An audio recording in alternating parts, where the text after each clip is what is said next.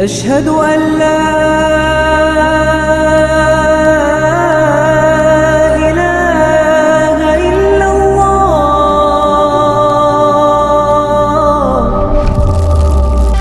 Hadis yang membawa maksud Hala Tuju Kelestarian Hal Ehwal Islam Selangor bagi tempoh tahun 2025 hingga 2030 merupakan satu hala tuju yang bersifat transformatif dan beraspirasi besar bagi menjadikan pentadbiran Islam Selangor sebagai tanda aras kecemerlangan Islam di peringkat nasional dan antarabangsa. Hadis ini berteraskan misi melaksana amanah, menjunjung titah dan memperkasa ummah.